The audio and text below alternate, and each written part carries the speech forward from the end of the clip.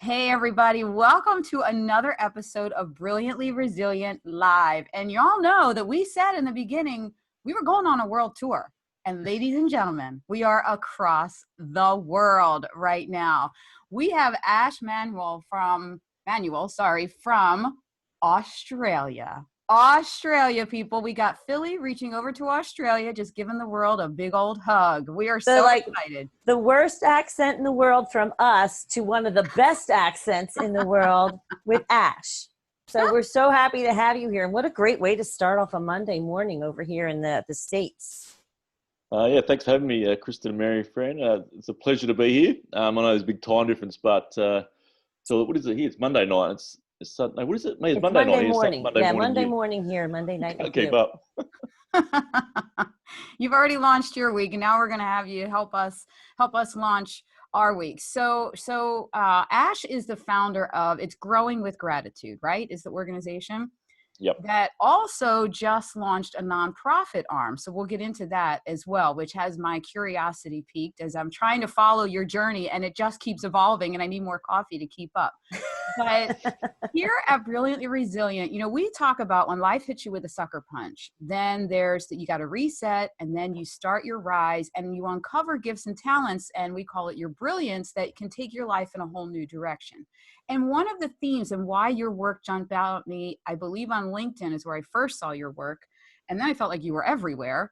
One of the things that jumped out at me was this whole gratitude thing. And there's been several other guests on the show that have talked about gratitude. And it just seems, Mary Fran and I were talking before you came on, it seems like an oxymoron that you get hit with a sucker punch. Your life is upside down and inside out, but gratitude is a key ingredient to resetting and rising in a whole new direction. So why don't you tell us a little bit about why you focus on gratitude and your thoughts on why that's such an empowering tool? Yeah, absolutely. So I guess I came across. I've always known what gratitude means, but I read a book called The Slight Edge by a guy called Jeff Olson. He's from America, and he talks about, in his book, he refers to Sean Acor's book, The Happiness Advantage. I don't think Sean Acor's at Harvard anymore. He was a Harvard professor, and he did a lot of studies on gratitude in the workplace, and it had a significant impact on the happiness of their workers. So that sort of piqued my interest. Now, as I said, I always knew what gratitude was, but what I actually learned is that it's a lot different to when you actually practice. So, the thing that I sort of took away from that was that there's a quote that it really resonated with me as well. It's something I can't remember even who said it, but it was something like, "Gratitude is useless unless you practice." And that sort of at the time I didn't really know what it meant, but now I do. So what I decided to do was just follow a couple ideas about practicing gratitude. So it's just a simple thing about writing a few things each day you're grateful for. And then I found out there's a whole lot of different ways to practice as well. But what another discovery was that the more you practice, when you do come across a bad day or going through a bit of a challenging time, it's easier to see things from a more positive point of view because you have been practicing, focusing on those good things that we do have. So that's how it sort of came about for me. And then, to be honest, I was pretty lucky. I didn't really, I think I kind of worked hard at what I've done in the past. So I became, before I do what I do now, I was a primary school teacher here in Adelaide in Australia. But when I learnt this about gratitude and how it can lead to be a more resilient, happy person, I wish I learnt it as a kid. So that sort of how it sort of started what I do now with Growing with Gratitude, in that I decided to combine what I know as a teacher and what I learned as an adult, and come up with a program where it was easy for teachers to teach gratitude and resilience to kids, but also, obviously, most importantly, have the young people learn skills of being grateful and more resilient from a young age. So that's how the idea sort of came about, based off, I guess, my learnings as an adult, and I wish I learnt it when I was younger. Wow. So I have a quick question to that end. Did you find when you started to bring this to kids that they were already equipped with it to a certain degree and it was a matter of like tuning into that? Or because I'm thinking about, I just got rid of this is terrible. I just sent a bunch of babies home. I was just going to say got rid of a bunch of babies, but even at the baby age, you know, they're pulling toys away from each other and all that kind of stuff. So there's that competitiveness that's natural. Was there any part of the gratitude piece that was natural and you kind of woke them up to that? Yeah, it's a good question. It's hard to know. I think it just depends a lot what happens at home as well. Mm-hmm. So parents, I guess, have that understanding of how gratitude is important, and they put a high value on it. Then I think they'll be delivering that message to their children. But if they, I guess, were like me and didn't really know much about it before, they probably wouldn't have pushed it much. And I think you can see the difference in those children who do learn it at home. And it is a big, I'm not sure what it's like over there in America at the moment, but it's quite a big push, particularly where I'm from in South Australia, in Adelaide, but also across Australia. It's quite a big push to teach, I guess, called positive education. So positive education into schools here. And part of that is gratitude. But it's pretty hard to teach, I think, say for a 5-year-old, for example, it's not going to happen overnight. But the reason why I call it planting the seed. So like if you just start from a young age, and then it's not going to happen overnight, but if you just provide the opportunities for young people, even if they're 4 or 5 or 6, to start practicing over time, they're going to learn the skills and really understand what gratitude is about. And then when they get through their teenage years and into adulthood, they've got the skills to call on to see things from a more positive point of view and hopefully be more resilient along the way as well. But I think that the key is actually practice and provide the opportunities for young people to practice as well. You know, you're giving me such a big aha moment. And many times, Kristen's aha moments, the entire world was clued in on a long time ago. So for those that are having a slower Monday, here's my aha moment. I grew up in a family of gratitude.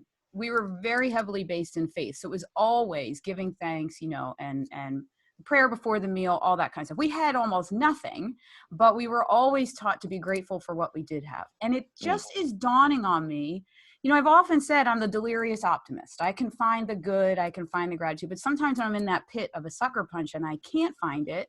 I eventually do. My perception does change. And I'm realizing it was all that practice. I wrote down here that practice gives you that whole somewhere to go to when you do get the wind knocked out of your sail. I guess I wasn't realizing that all those little things, practicing that the way that I was brought up to be grateful is what is really the key ingredient that I can be so resilient in some of the really big stuff now. And I think a lot of times we look at it the opposite, like, well, how can I be grateful? How can I be grateful right now? I even say in one of my books that I'm writing, I followed all the rules and still got sucker punched and knocked off. But it really is I love this word of practicing gratitude. Because, you know, I'm sure that you get from people that they'll say, oh, a gratitude journal. Really, at the end of every day, I'm going to write 3 things down I'm grateful for. That my life isn't changing.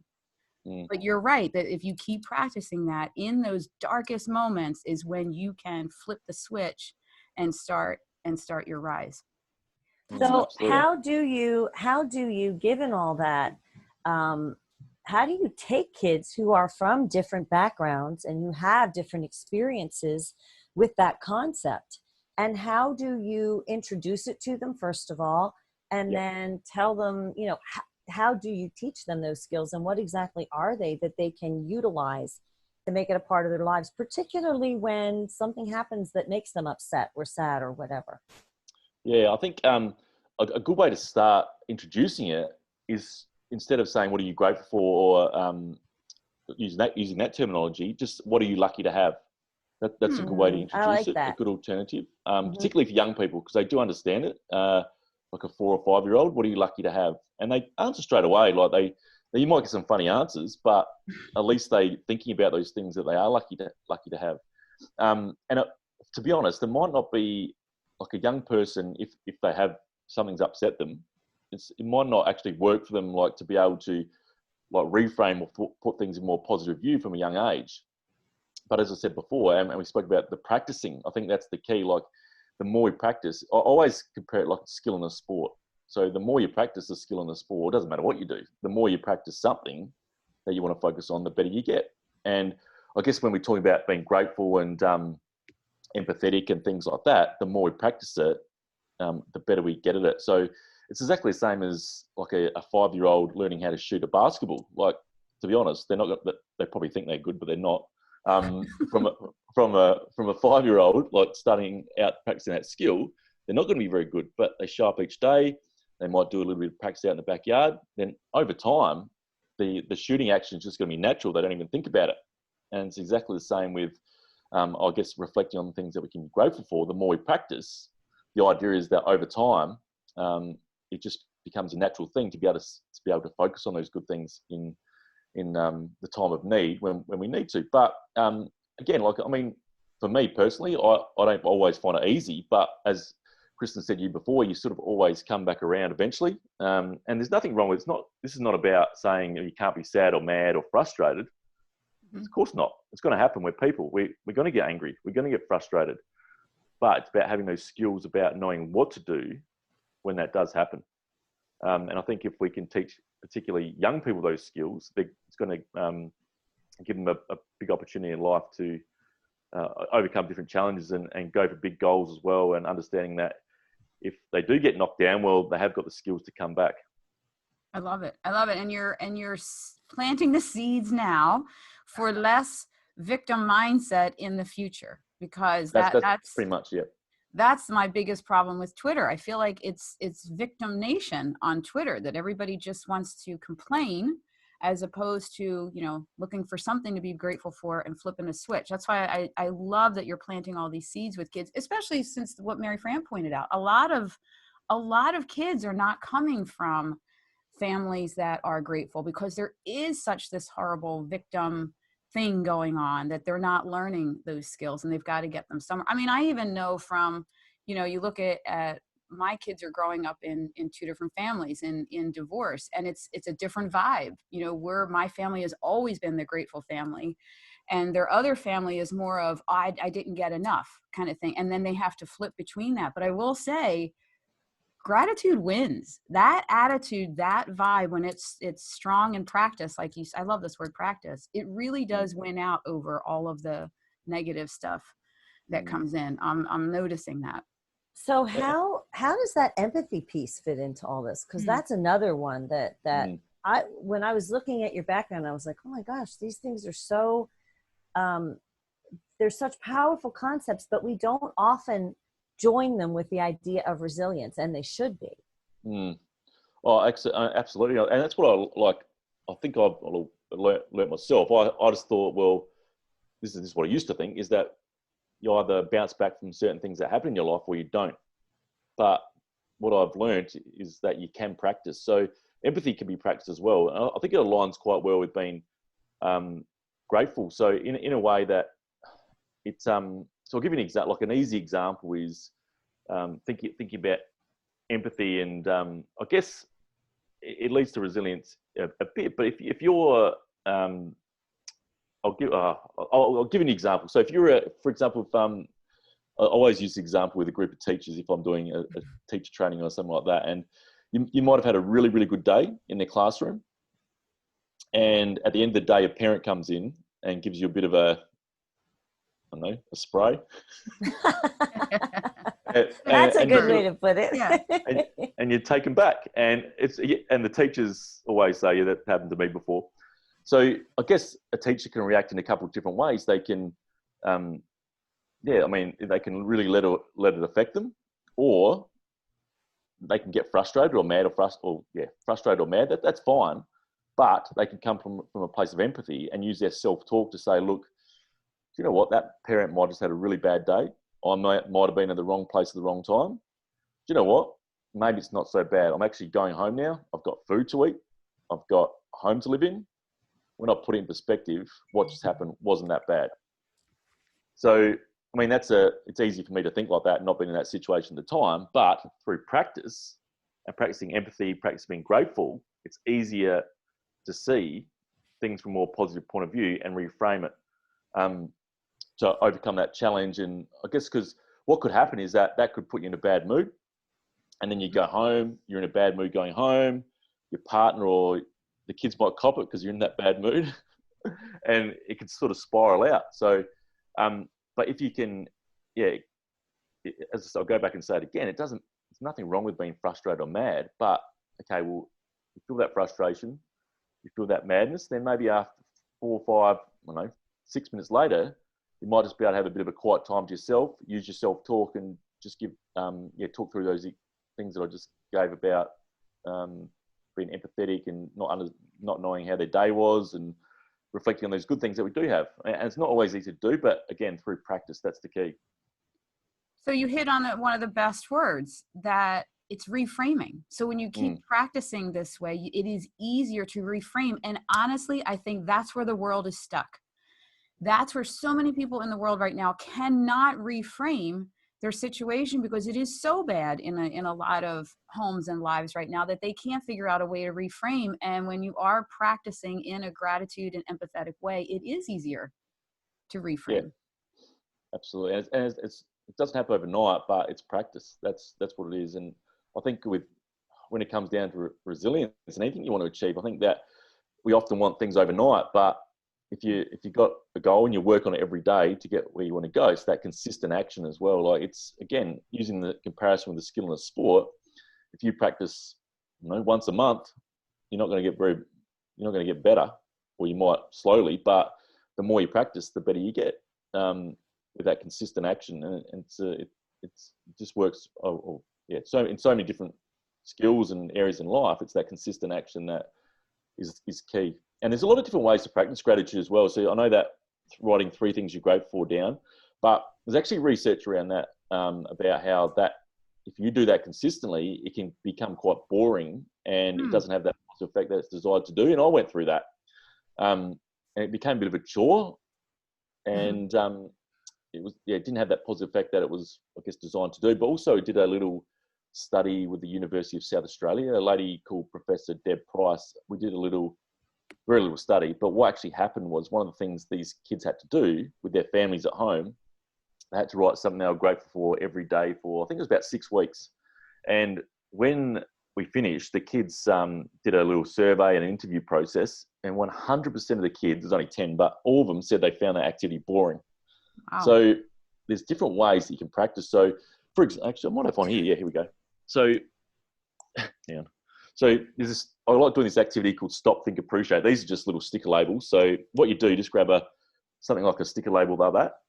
And you can do this in home or in the classroom. And what you do, each family member gets a sticker label, and they put it on something in their home that they're lucky to have or grateful for. So it might be a fridge. It could be a fridge. It could be like a light switch to identify that we're grateful to have, electricity, laptop, whatever it might be. And the idea is just to reflect on those things in the family home or the classroom that we can be grateful for. And if you leave that sticker there for a while, the idea is that when you see it there and you notice it, it's just that quick, short 1 or 2 second reminder of how lucky we are to have those things in our homes. So there's different ways you can practice. It's just to keep it, I guess, not sure if it's exciting, but keep the variety to it.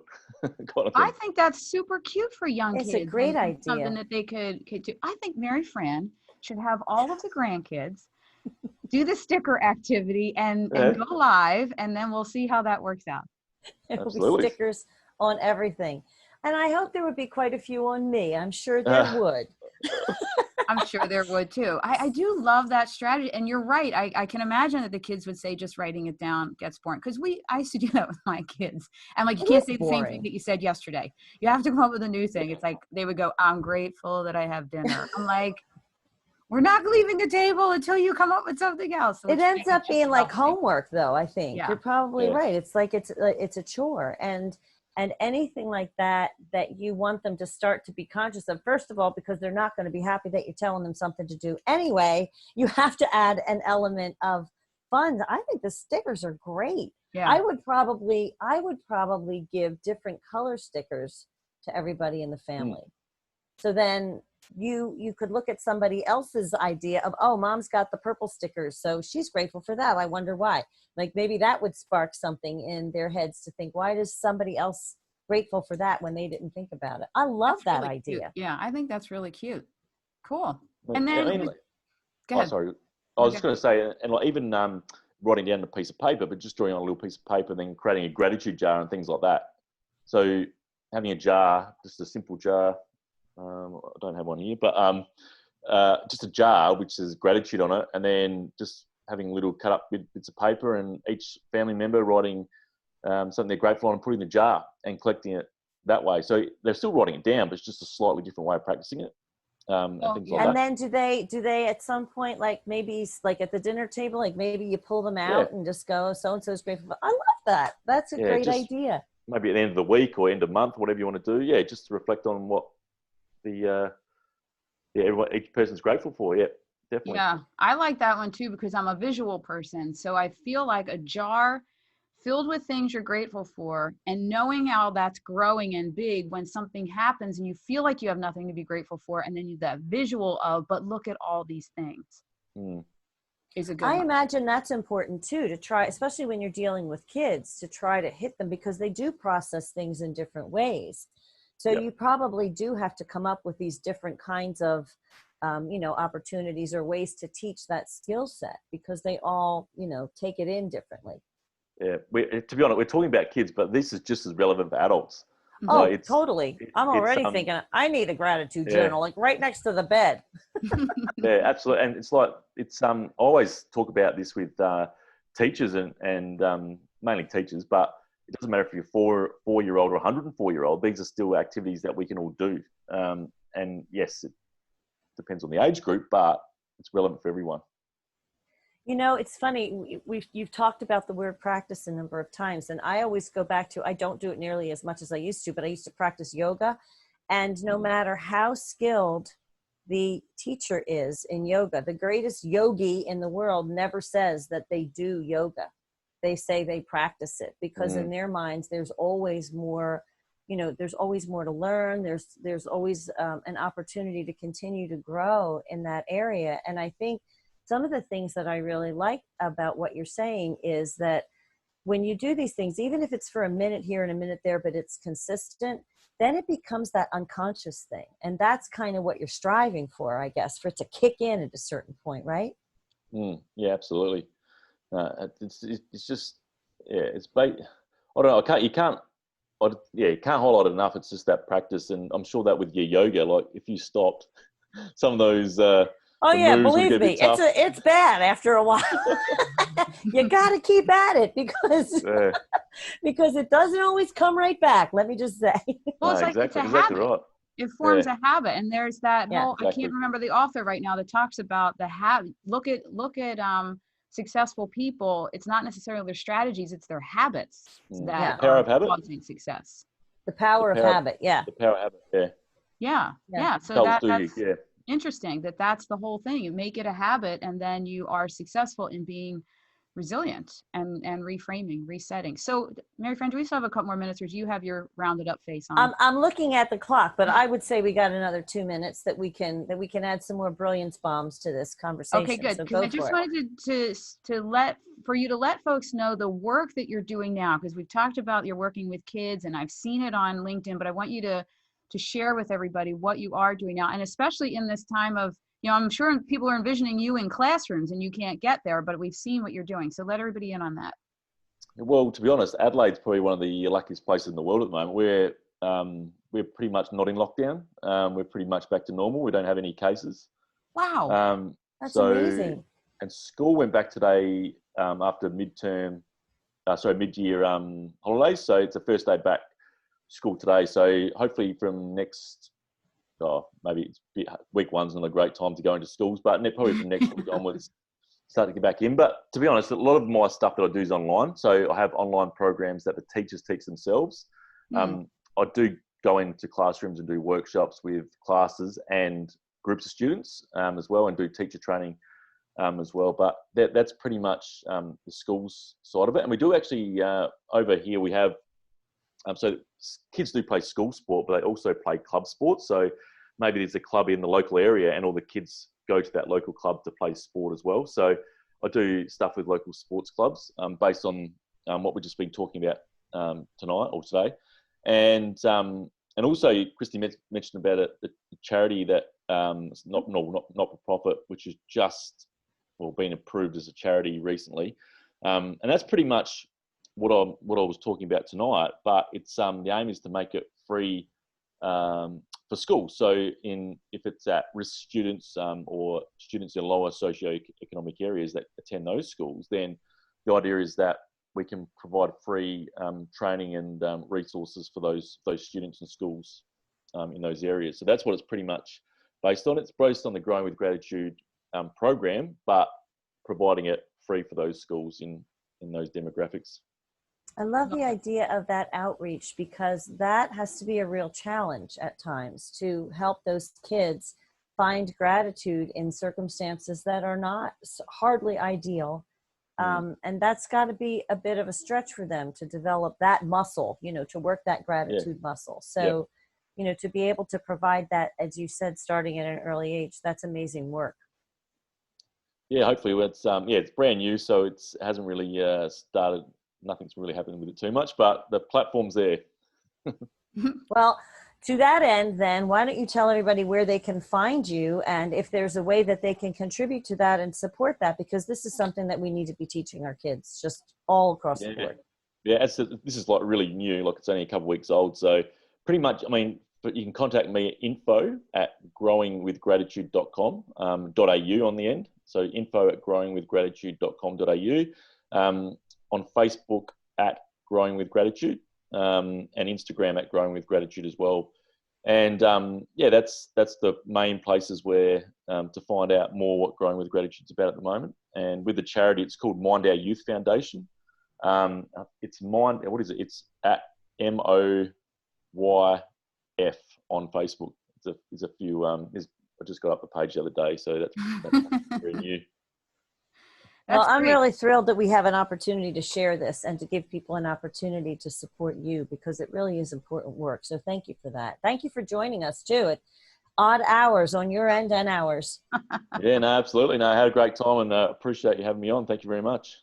Yeah, thanks so much, Ash. And everybody go check out those links. We'll add them to the show also. And then when it comes around on the YouTube channel and podcast, we'll add all those links as well. And this is a great time to go follow Ash and Mind Our Youth on Facebook, and you can watch this whole thing grow, the nonprofit arm, and go see the challenges he's doing and all the online stuff. It really is, it's one of those bright spots in your news feed. So definitely subscribe to those channels. And then if you're still having issues with your reset and reframing as you are uncovering that you're brilliantly resilient, go to brilliantlyresilient.net/freebie. We have a download there for you. And I think that our next freebie that we'll have will focus on gratitude here, because I'm hearing some really great things, and I've had my own aha moments that are helping me reframe my week ahead.